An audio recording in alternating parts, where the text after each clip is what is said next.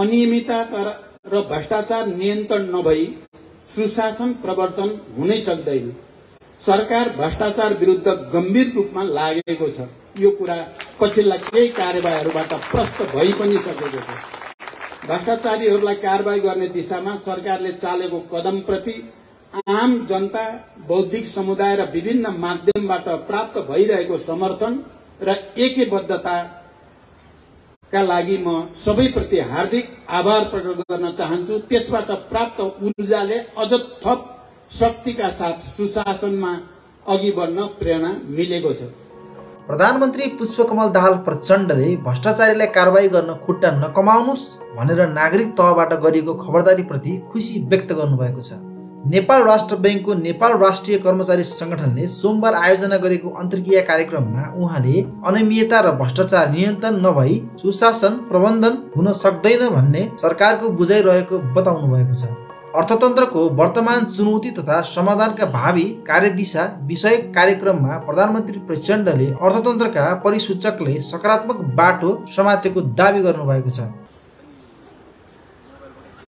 हरेक क्षेत्रमा radical reform भन्न मन पराउँछु आजकल म। आमूल सुधार, सामान्य सुधार होइन, आमूल सुधार र संरचनात्मक रूपान्तरणको आवश्यकता देखिएको छ। अल्प विकसित देशबाट विकसित देशमा स्तरोन्नति हुने, दिगो विकासका लक्ष्य पूरा गर्ने लगायतका विकास र समृद्धिको लक्ष्य हासिल गर्न राज्यका सबै अङ्ग, निजी क्षेत्र र सरकारवालाहरूले समन्वयात्मक पहल कदमी लिन जरुरी छ। हामीले राजनीतिक क्षेत्रमा पक्कै पनि महत्त्वपूर्ण परिवर्तन हासिल गरेकै हो, तर त्यसै मुताबिक जनताको आर्थिक सामाजिक स्तरमा परिवर्तन हुन सकेको छैन। यसबाट आम जनमानसमा एक प्रकारको निराशा पैदा भएको कुरा पनि साँचो हो, जुन विभिन्न माध्यमहरूबाट प्रकट भइआएको हामीले देखेका र महसुस गरेका पनि छौं। हामीले व्यवस्था बदले पनि अवस्था बदल्नमा केन्द्रित हुन सकेनौं। यसका लागि हामीले सबैजसो क्षेत्रमा फड्को मार्ने किसिमले काम नगरी आम नागरिकको अवस्थामा परिवर्तन हुने देखिएको छैन। संघीय संरचनामा गएपछि देश, संघ, प्रदेश र स्थानीय तहले सार्वजनिक सेवा प्रवाह र विकास निर्माणका कार्यलाई अझ छिटो, छरितो र गुणस्तरीय बनाउन सक्ने आधार तयार भएको छ। 3 तहको नयाँ संरचनालाई कार्यान्वयनमा ल्याउन आवश्यक पर्ने कानून, कार्यविधि, पूर्वाधार निर्माणका प्रमुख कार्यहरू सम्पन्न भएका छन्। अब जनशक्ति व्यवस्थापनको कार्यलाई उचित ढंगले सम्बोधन गरेपछि संघीय संरचनाबाट देश र जनताले प्राप्त गर्न सक्ने लाभ उच्चतम स्तरमा पुग्न सक्ने देखिन्छ। मेरो नेतृत्वमा सरकार बनेपछि सुरुदेखि नै अर्थतन्त्रमा देखा परेका चुनौती सामना गर्न केही महत्त्वपूर्ण कदमहरू चालिएका छन् भने सुशासन, समृद्धि तथा सामाजिक न्याय लक्षित विभिन्न नीति र कार्यक्रमहरू कार्यान्वयनमा लान सुरु गरिएको छ। सार्वजनिक सेवा प्रवाहमा हुने ठाउँमा लामो लाइन बस्नुपर्ने र बिचौलियाहरूबाट ठगिनुपर्ने अवस्थामा उल्लेख्य सुधार आएको छ भन्न पाउँदा मलाई खुसीको महसुस हुन्छ। विद्यालयहरूमा समयमै पाठ्यपुस्तक पुग्यो भन्न पाउँदा पनि मलाई गर्वको महसुस हुन्छ। किसानहरूले बेलैमा मल पाउने गरी मलको आपूर्ति पनि सुनिश्चित हुँदैछ। अनियमितता र भ्रष्टाचार नियन्त्रण नभई सुशासन प्रवर्तन हुनै सक्दैन। सरकार भ्रष्टाचार विरुद्ध गम्भीर रूपमा लागेको छ। यो कुरा पछिल्ला केही कार्यवाहीहरूबाट प्रष्ट भइ पनि सकेको छ। भ्रष्टाचारीहरूलाई कारबाही गर्ने दिशामा सरकारले चालेको कदमप्रति आम जनता, बौद्धिक समुदाय र विभिन्न माध्यमबाट प्राप्त भइरहेको समर्थन र एकबद्धताका लागि म सबैप्रति हार्दिक आभार प्रकट गर्न चाहन्छु। त्यसबाट प्राप्त ऊर्जाले अझ थप शक्तिका साथ सुशासनमा अघि बढ्न प्रेरणा मिलेको छ। देशमा अन्य क्षेत्रमा केही प्रगति भए तापनि उत्पादन र रोजगारी वृद्धितर्फ हामीले प्रगति गर्न अझै सकेका छैनौं। यसैको फलस्वरूप उपभोग्य वस्तुहरूको ठूलो मात्रामा आयात गर्नु परेकोले व्यापार घाटा चुलिँदै गएको छ। त्यसैगरी रोजगारीको खोजीमा प्रतिदिन ठूलो संख्यामा नेपाली युवाहरू विदेशिनु परेको अवस्था छ। यसो हुनुमा हाम्रो नीति, योजना र कार्यक्रम तथा तिनको कार्यान्वयन प्रभावकारी हुन नसक्नु प्रमुख कारण हो भन्न हामीले अप्ठ्यारो मान्नु हुँदैन। यस अवस्थालाई मनन गरी अब हामीले हाम्रा नीति, योजना र कार्यक्रममा पुनरावलोकन गर्नुपर्ने देखिएको छ र प्रभावकारी हुन नसकेका कतिपय कार्यक्रमहरूलाई खारेज गरेर नयाँ कार्यक्रम कार्यान्वयनतर्फ लाग्न आवश्यक छ र सरकार त्यसै दिशातिर अगाडि बढ्दैछ। कोभिड-19 को महामारीले शिथिल बन्न पुगेको अर्थतन्त्रको पुनरुत्थानको लागि सरकारले वित्त नीति मार्फत र केन्द्रीय बैंकले मौद्रिक नीति मार्फत चालेका कदमबाट अर्थतन्त्र चलायमान हुन लागेको बेला रुस युक्रेन युद्धले पुनरुत्थानको लय अवरुद्ध गर्नुको साथै नयाँ चुनौती थपिएका छन्। यी चुनौतीहरूको सामना गर्ने क्रममा हाम्रा कतिपय संरचनाहरूमा रहेका कमजोरी र नीतिगत असन्तुलन पनि उजागर भएका छन्।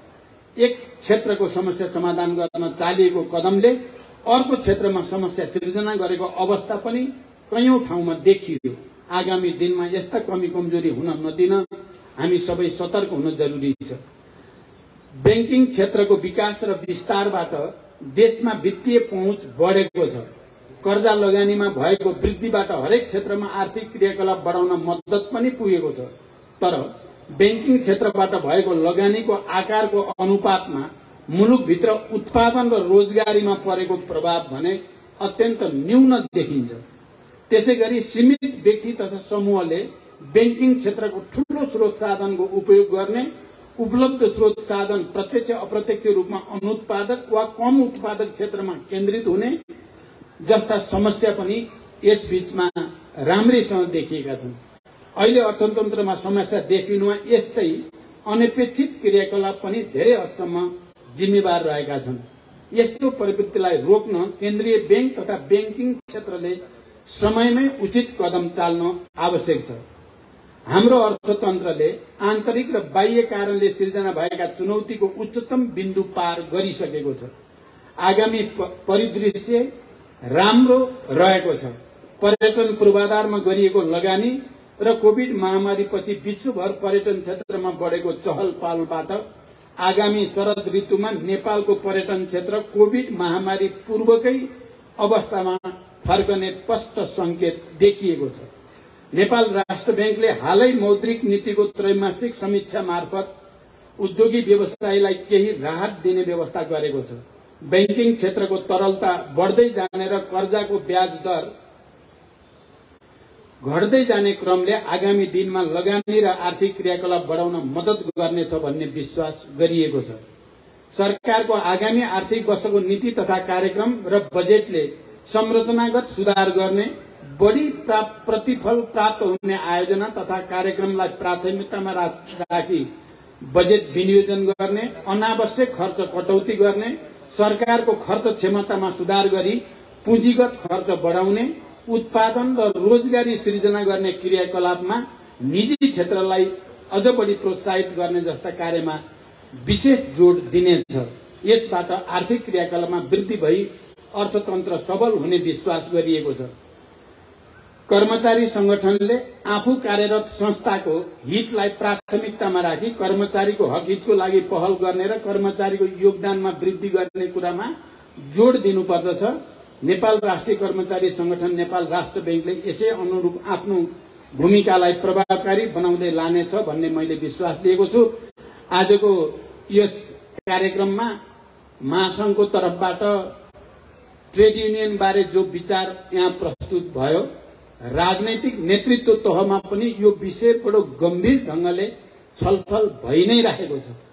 हामीले सुशासन प्रवर्धनमा कति योगदान गर्यौं, हरेक पार्टी पिछेका युनियनहरू हुँदा यसलाई बारको या स्टुडेन्टको या अरूको जस्ता गर्दा के होला, या कर्मचारीमा ट्रेड युनियन भन्ने कुरालाई नै बन्दै गर्दा के होला भन्ने बारेमा विभिन्न कोणबाट छलफल चलिरहेको छ र नेपालको विशेष सन्दर्भ, हाम्रो ऐतिहासिक पृष्ठभूमि, यो राजनीतिक परिवर्तन सामाजिक रूपान्तरणका क्रियाकलापमा राजनीतिक नेतृत्वसँगै कर्मचारी ट्रेड युनियनहरूले खेलेको भूमिकाको हाम्रो आफ्नै मौलिक विशेषता रहिआएको छ।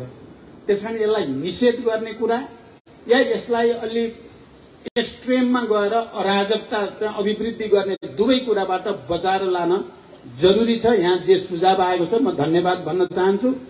अन्तमा म पुनः एकपटक नेपाल राष्ट्रिय कर्मचारी संघ, नेपाल राष्ट्र बैंकको 4थो केन्द्रीय अधिवेशनको पूर्ण सफलताको कामना गर्दछु। धन्यवाद।